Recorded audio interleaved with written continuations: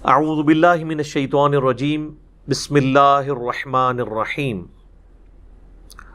زین للناس حب الشہوات من النساء، آراستہ کر دی گئی ہے لوگوں کے لیے خواہشات کی محبت عورتوں میں، اور پھر آنورڈ 5 مزید چیزیں اللہ تعالیٰ نے گنوائی ہیں، لیکن ٹاپ آف دا لسٹ جس چیز کو ڈسکس کیا وہ عورت کی آزمائش ہے، یا عربی میں ہم اسے کہتے ہیں فتنہ۔ ایک فتنہ وہ ہے جو پنجابی میں استعمال ہوتا ہے، وہ ڈیفرنٹ ہے۔ یہ ہے ٹیسٹ، آزمائش، جس کے ذریعے اللہ تعالیٰ آزماتا ہے۔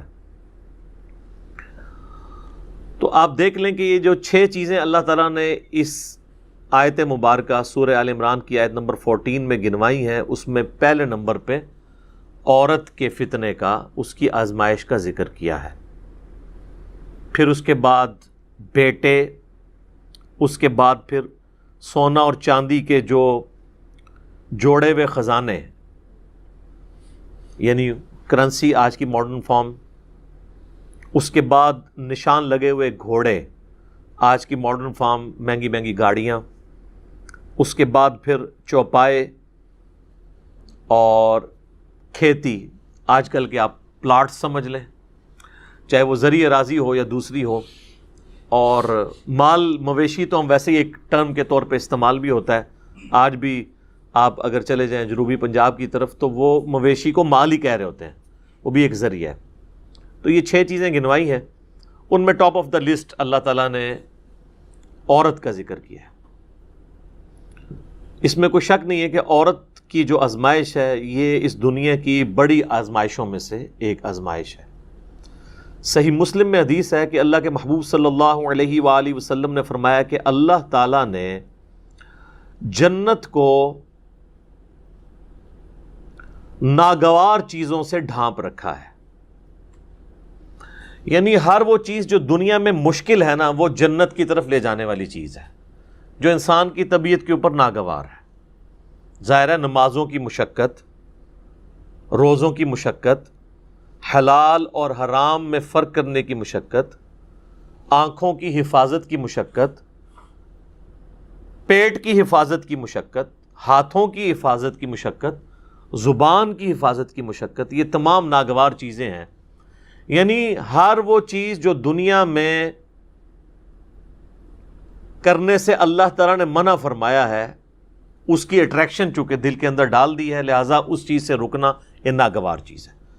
تو مسلم شریف کی حدیث کے الفاظ ہیں کہ اللہ تعالیٰ نے جنت کو ناگوار چیزوں سے ڈھانپ رکھا ہے اور جہنم کو خوشنما چیزوں سے ڈھانپ رکھا ہے۔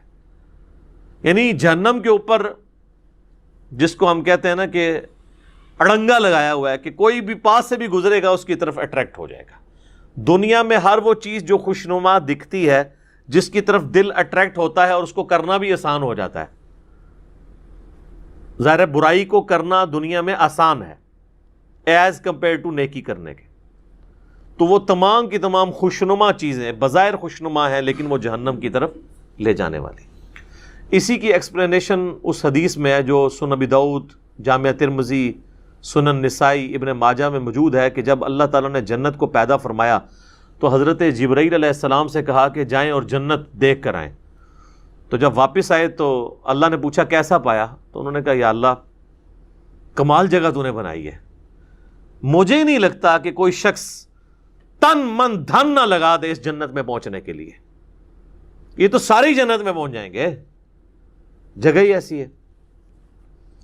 اللہ تعالیٰ نے پھر جنت کو ناگوار چیزوں سے ڈھانپ دیا اور پھر کہا کہ اب جا کے جنت کو دیکھو۔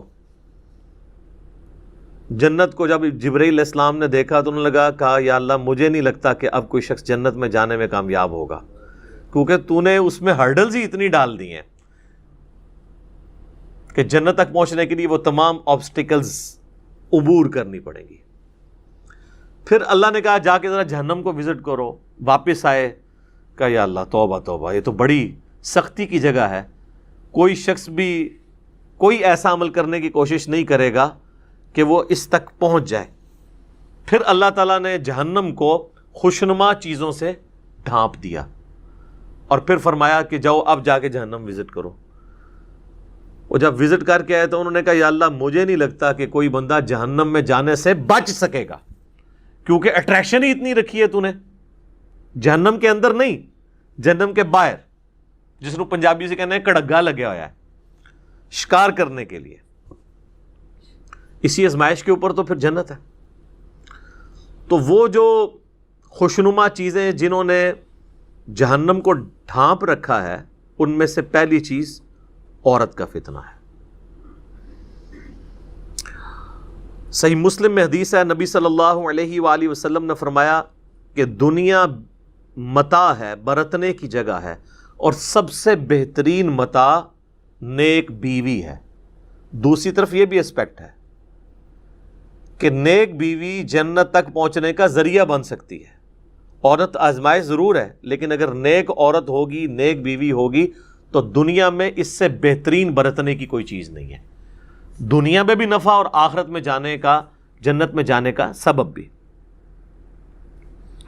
ایک اور حدیث ہے بخاری اور مسلم دونوں میں، نبی صلی اللہ علیہ وآلہ وسلم نے فرمایا میں اپنے بعد تمہارے لیے عورت سے بڑا کوئی فتنہ شمار نہیں کرتا.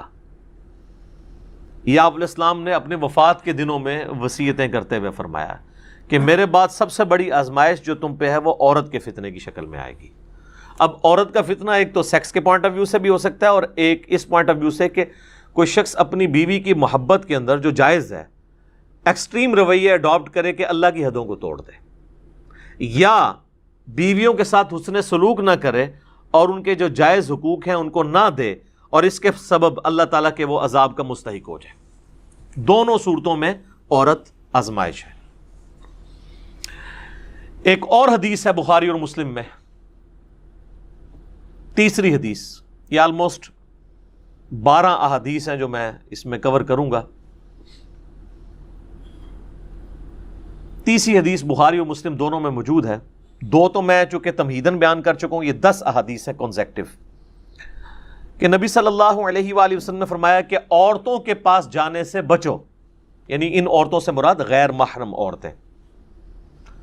تو صحابہ نے پوچھا کہ دیور کے بارے میں آپ کا کیا پوائنٹ آف ویو ہے؟ تو آپ نے فرمایا دیور تو موت ہے، یعنی سب سے زیادہ پردے کا اہتمام دیور سے کرنے کی ضرورت ہے. اور ظاہر ہے ایک گھر کے اندر تو فزیکل پردہ مشکل ہے، بہتر تو یہ کہ الگ گھر ہو، تو وہاں پھر نگاہوں کا پردہ ہوگا، نگاہ جھکا کر بات کرنا، جسے غض بصر کہا جاتا ہے عربی میں.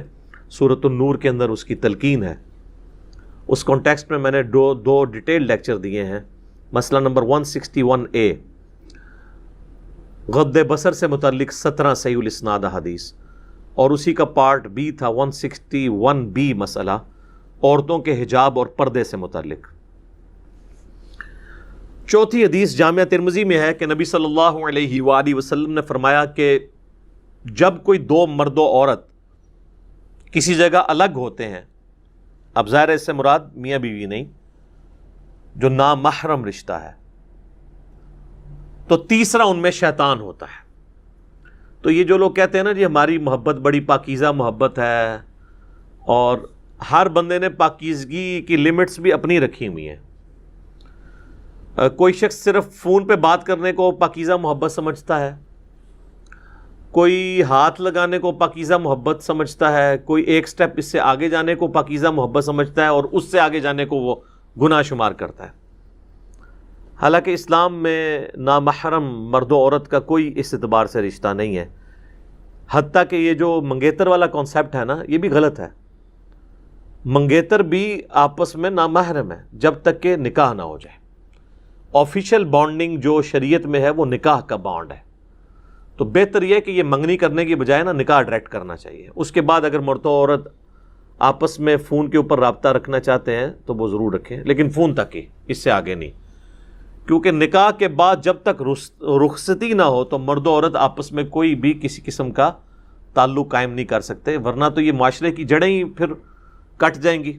اور اس قسم کے کیسز پھر سامنے آتے ہیں اور وہ آپ جوڈیشری میں بھی پروف نہیں کر سکتے، اور پھر معاملات کہاں سے کہاں بگڑ جاتے ہیں. لہٰذا یہ کہنا کہ جی نکاح ہو گیا تو اب ہر طرح کا تعلق جائز ہو گیا، نہیں، جب تک رخصتی نہ ہو نکاح کے بعد والے تعلقات اس کے لیے جائز نہیں ہوں گے۔ 5ویں حدیث صحیح مسلم کی ہے، نبی علیہ السلام سے پوچھا گیا جو اچانک نظر اٹھ جاتی ہے، تو آپ نے فرمایا کہ اللہ نے مجھے اس چیز سے منع کیا ہے اور حکم دیا ہے کہ اگر اچانک نظر اٹھ جائے تو میں فوراً اپنی نظر ہٹا لوں۔ تو یعنی وہ نظر آپ نے یہ نہیں ہے کہ گھر چھوڑ کے آنا ہے ایک نظر کے اندر، کہتا نہیں پہلی نظر معاف ہے۔ پہلی نظر سے مراد دیکھنا نہیں ہے، پہلی نظر سے مراد ہے کسی شخص کا نامحرم کے بارے میں اس کو یہ پتہ چل جانا، تو پہلی نظر اس کی ہو گئی۔ اب جان بوجھ کے چاہے وہ پہلی نظر بھی ڈالے گا تو اس کی دوسری شمار ہوگی۔ 6ٹھی حدیث بخاری اور مسلم دونوں میں ہے، نبی علیہ السلام نے فرمایا کہ اے نوجوانوں کے گروہ، تم میں سے جس میں استطاعت ہو وہ نکاح کرے، اور اگر نکاح نہیں کر سکتا یعنی اس کی فائنینشیل حالت ایسی نہیں ہے تو وہ پھر روزے رکھ کے اپنی شہوت کو ٹھنڈا کرے۔ اور اس میں الفاظ ہیں نکاح کرو، نکاح کرنا تمہاری عفت اور عصمت کی حفاظت اور شرمگاہ کی حفاظت کا ذریعہ ہے، اور یہ نگاہیں نیچی رکھنے کا ذریعہ ہے۔ اب یہ بھی ایک تلخ حقیقت ہے کہ ہمارے معاشرے میں نکاح کی سرمنی اور شادی کی سرمنی اتنی مشکل کر دی گئی ہے کہ جو لوگ فائنینشلی افورڈ بھی کر رہے ہوتے ہیں پھر بھی حالات و واقعات ان کے لیے ایسے نہیں بن پاتے کہ وہ شادی کر سکیں۔ اور دوسری طرف یہ بھی ایکسٹریم ہے کہ ایک شخص فیملی کو سپورٹ کر ہی نہیں سکتا اور آپ زبردستی اس کی شادی کروا دیں کہ جی یہ بعد میں بندے کا پتر بن جائے گا، الٹا آپ 2 خاندانوں میں لڑائیاں ڈلوا دیں گے، تو یہ بھی کوئی اپروچ نہیں ہے۔ اور اس حدیث میں جو استطاعت ہے اس سے مراد اس کی سیکچول استطاعت نہیں ہے بلکہ فائنینشیل استطاعت کا ذکر ہے کہ فائنینشلی اگر وہ استطاعت رکھتا ہے تو وہ نکاح کرے گا، ورنہ یہ تو نہ ہوتا کہ جس کی استطاعت نہیں ہے تو وہ روزے رکھے۔ اگر اس سے مراد وہ سیکچول چیز ہوتی پھر تو روزے بھی رکھنے کی ضرورت نہیں تھی اس کو، تو اس سے مراد وہی چیز ہے۔ اس میں اکثر وہ مشہور کیا جی ایک غریب آدمی آیا، حضور نے کہا شادی کر لو، اور غریب ہو گیا، کہا دوسری کر لو، اور غریب ہو گیا، تیسری کر لو، چوتھی کر لو، پھر وہ امیر ہو گیا۔ سر اس طرح نہیں کوئی امیر ہوتا، بیڑا غرق کیتا ہے، یہ بالکل جھوٹی روایتیں ہیں، یہ میرے خیال ہے کنواروں نے گھڑی ہوئی ہیں۔ ان روایتوں سے پھر بھی شادی نہیں ہونے کی جن کی نہیں ہونی۔ اچھا، 7ویں حدیث ہے صحیح بخاری میں، آپ صلی اللہ علیہ وآلہ وسلم نے فرمایا جو شخص مجھے اپنی زبان اور شرمگاہ کی حفاظت کی ذمہ داری دے دے میں اسے جنت کی گارنٹی دیتا ہوں۔ اب یہ 2 چیزیں جو ہے نا یہ بہت کرٹیکل ہیں، زبان اور شرمگاہ کا معاملہ۔ 8ویں حدیث صحیح مسلم میں ہے، نبی صلی اللہ علیہ وآلہ وسلم نے فرمایا یہ دنیا بڑی میٹھی ہے، سرسبز و شاداب ہے، اور اللہ نے دنیا میں تمہیں اپنا خلیفہ بنایا ہے، اب وہ یہ دیکھے گا کہ تم کیسے اعمال کرتے ہو۔ اور پھر آپ علیہ السلام نے فرمایا کہ تم دنیا اور عورت کے فتنے سے بچنا۔ 2 چیزیں فرمائی، دنیا کی محبت، اس کی دولت کی محبت، اور عورت کی۔ یہ کیسی کنکلوڈنگ گفتگو ہے کہ اللہ نے تمہاری آزمائش ان 2 چیزوں میں رکھ دی ہے، عورت اور مال۔ باقی آپ جتنے بھی دیکھیں گے وہ اسی کی کرولریز ہوں گی۔ اچھی گاڑی مال کی کرولری ہے، زیادہ پلاٹس مال کی کرولری ہے۔ تو دنیا کی محبت، اس کے مال کی محبت اور عورت سے بچنا۔ اللہم انی اعوذ بک من فتنۃ النساء، اللہم انی اعوذ بک من فتنۃ الدنیا وعذاب الآخرہ، آمین ثم آمین۔ 9ویں حدیث جامعہ ترمذی میں ہے، نبی علیہ السلام نے فرمایا تم نے کوئی بھی 2 محبت کرنے والے میاں بیوی سے بڑھ کر نہیں دیکھے ہوں گے۔ یعنی یہ حقیقت بات ہے، دنیا میں جو اللہ نے محبت میاں بیوی کے درمیان رکھی ہے نا، اس طرح کی ایکسٹریم محبت اور کلوزنس کسی بھی اور رشتے کے اندر نہیں ہے۔ اسلام میں خاندان کی اکائی ہی میاں بیوی ہیں۔ ویسے انڈیا پاکستان میں تو ماں باپ کو ذرا اوپر کا درجہ دیا جاتا ہے، وہ جس لیول پہ درجہ ہے وہ اپنی جگہ ہے، لیکن جو بیسک یونٹ ہے نا خاندان کا، وہ میاں بیوی کا رشتہ ہے. اسی لیے تو مسلم شریف میں آتا ہے نا کہ شیطان کا تخت پانیوں پہ لگا ہوا ہے. جو آج کل کے ماڈرن سکالرز کا موقف ہے، ہو سکتا ہے یہ برمودا ٹرائنگل پہ ہی شیطان کا تخت لگا ہو، اور وہ شام کے وقت اپنے سارے چیلوں سے رپورٹ لیتا ہے. تو ہر اس کا چیلا آ کے مختلف قسم کے گناہ گنواتا ہے کہ آج میں نے فلاں سے فلاں کروائی، فلاں سے فلاں گناہ کروایا. ایک چیلا آ کے کہتا ہے آج میں نے میاں بیوی کے درمیان علیحدگی کروا دی ہے. تو شیطان کسی سے خوش نہیں ہوتا، اس سے خوش ہوتا ہے اور اسے گلے لگا کے ملتا ہے کہ اصل کام تو نے کیا ہے. کیونکہ میاں بیوی کے درمیان جدائی ہو گئی تو اولاد تو ویسے ہی گئی، معاشرے کے لیے ناسور بن گئی اولاد بھی، اور بعض اوقات ایسی عورتیں یا ایسے مرد بھی ناسور معاشرے کے لیے بن جاتے ہیں اگر دوبارہ ان کا پیچ اپ نہ کہیں پہ ہو سکے. تو تم نے کوئی بھی محبت کرنے والے میاں بیوی سے بڑھ کے نہیں دیکھے ہوں گے. 10ویں حدیث صحیح مسلم میں ہے، نبی صلی اللہ علیہ وآلہ وسلم نے فرمایا سبحان اللہ کہنا بھی صدقہ ہے، الحمدللہ کہنا بھی صدقہ ہے. یہ صدقہ پنجابی والا نہیں، عربی میں صدقہ کہتے ہیں نیکی کے کام کو. اللہ اکبر کہنا بھی صدقہ ہے، لا الہ الا اللہ کہنا بھی صدقہ ہے، اور راستے سے تکلیف دہ چیز کو دور کر دینا بھی صدقہ ہے. امر بالمعروف و نہی عن المنکر، لوگوں کو نیکی کا حکم دینا اور برائی سے روکنا، یہ بھی صدقہ ہے. حتیٰ کہ تمہارا اپنی بیویوں کے ساتھ ازدواجی تعلق قائم کرنا بھی صدقہ ہے. باقی ساری باتیں تو صحابہ کو سمجھ آ گئیں. آخری بات پہ انہوں نے کاؤنٹر کوشچن کیا، یا رسول اللہ ایک پیور ایک اینیمل انسٹنکٹ والی جو ایکٹیویٹی ہے اس پہ بھی نیکی ہے. تو آپ نے فرمایا اگر تم یہی ضرورت کسی ایسی عورت سے پوری کرو جو تمہارے لیے حلال نہیں ہے تو کیا تمہیں گناہ ملے گا؟ صحابہ نے کہا یا رسول اللہ ملے گا. تو فرمایا کہ پھر تمہیں اپنی بیویوں کے ساتھ ازدواجی تعلق قائم کرنے پر ثواب بھی ملے گا. یہ ہے نیکی کا کانسیپٹ اسلام کے اندر. تو یہ میں نے 12 احادیث کور کی ہیں آلموسٹ. اس میں نے کراس ریفرنس میں مزید بھی کر دی، 2 تمہیدن اور 10 جو ہے وہ عورتوں کے فتنے کے پوائنٹ آف ویو سے. ابھی بھی کئی باتیں ہیں جو بیان ہو سکتی ہیں، لیکن یہ قرآن کلاس اس کی متحمل نہیں کہ میں اسے ڈیٹیل